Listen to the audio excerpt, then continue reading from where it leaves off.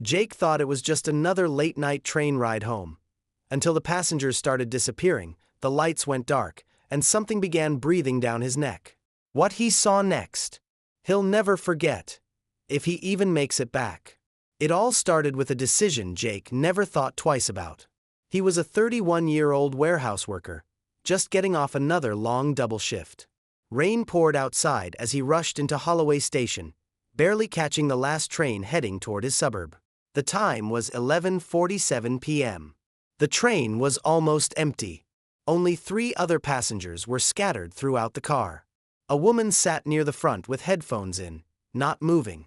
A man in a brown coat sat in the middle row, face buried behind a newspaper, though he hadn't turned a single page. And another, pale, expressionless, dressed entirely in black, sat in the back corner, unmoving. The air felt heavy, almost too still, as if the train was waiting for something besides departure. Jake found a seat halfway through the car, wiped rainwater off his jacket, and plugged in his earbuds. The train doors slammed shut with a sound louder than usual. It made him flinch. Then the train creaked to life, slowly crawling away from the platform into the dark tunnels beyond. As it picked up speed, Jake tried to relax, but something kept nagging at him. He felt watched. Glancing around, no one had moved.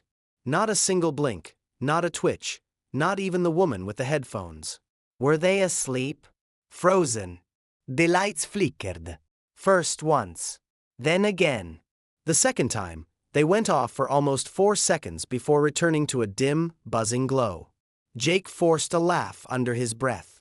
Okay, definitely horror movie vibes tonight. He had no idea how right he was. Jake's unease grew with every passing minute. He stole a glance at the man in black again. Pale skin. Empty expression. Unmoving. But now, he looked closer. Was he always facing Jake directly? Had he shifted his body somehow? Jake blinked and looked back at his phone. Maybe he was imagining things. It had been a long day. The kind of exhaustion that makes shadows feel alive. But a few minutes later, he looked up again, and the man was sitting 2 rows closer. Jake stood abruptly. His heartbeat thudded in his chest. He glanced down the aisle. The other passengers were still frozen, motionless. Even the train outside the window looked wrong. The scenery was a long, endless tunnel. No stations. No city. Just darkness. He hurried toward the front of the car to find the conductor. The door was locked tight. He knocked. No answer. Banged again. Still nothing. Then behind him, he heard a soft, creaking sound, like someone rising from a seat. He turned slowly. The man in black was gone. No footsteps. No sound. Just vanished. Jake se brett come fast. He stumbled back to his seat, tried to open his phone. No signal. No Wi-Fi. Not even the emergency dial option. Just a black screen with a spinning icon. The train zipped past a well-lit station platform, but didn't stop. Jake ran to the window and shouted, "That was Central Avenue. Why didn't we stop?" No one answered. The passengers remained eerily still. Jake looked around, eyes darting. Then, he heard something new, a whisper. "Get off." Came from nowhere, and everywhere. Now Jake was in full panic mode. He sat back down, trembling, trying to make sense of what was happening. Then he noticed something horrifying. The other passengers had disappeared.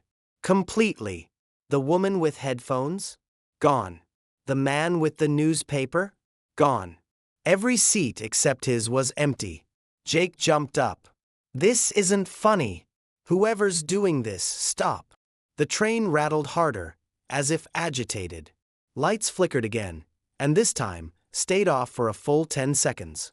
In that pitch-black silence, Jake felt breathing on his neck. Slow. Cold. Too real to be imagined.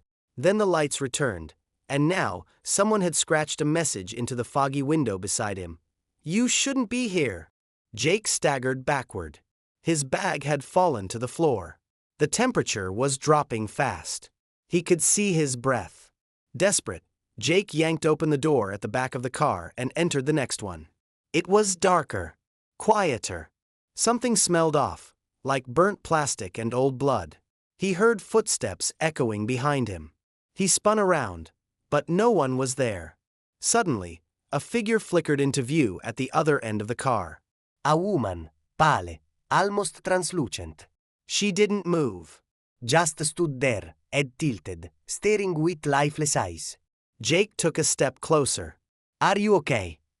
She didn't blink, didn't move. Then her mouth stretched, far wider than humanly possible, into a silent scream. Jake screamed and bolted through the car door behind him. But the train car he came from was gone. In its place was just another dark, unfamiliar corridor. Jake had no choice but to move forward. He passed through more cars, each one more disturbing than the last.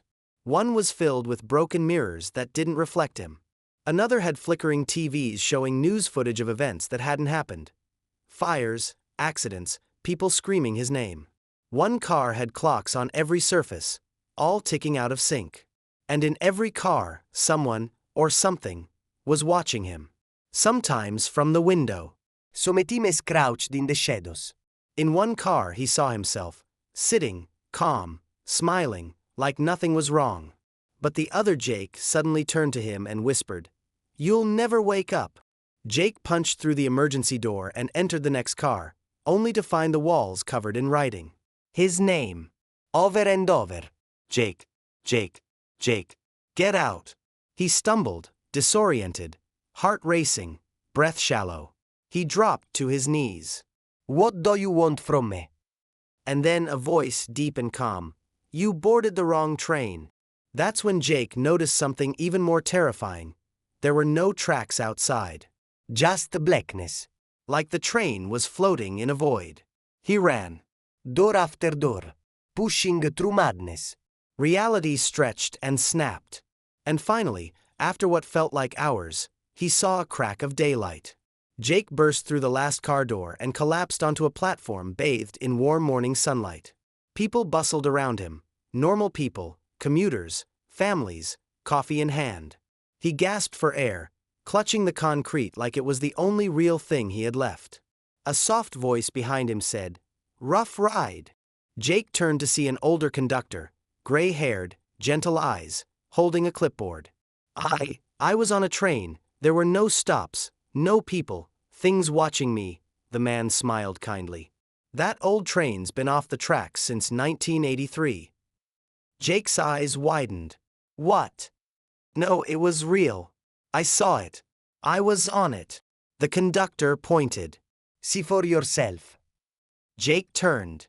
There was no train, no tracks, just empty platform. He looked down and realized his watch was frozen at 11:47 p.m., the exact time he had boarded. Jake never took the train again after that. In fact, he avoided public transport altogether. Some nights, he hears the screech of train wheels in the distance, even though the tracks are gone. And sometimes, in his dreams, he's back in that seat, alone, on a train to nowhere. So if you ever board the last train of the night, check the passengers carefully. You might not come back. If you made it this far, you're braver than most.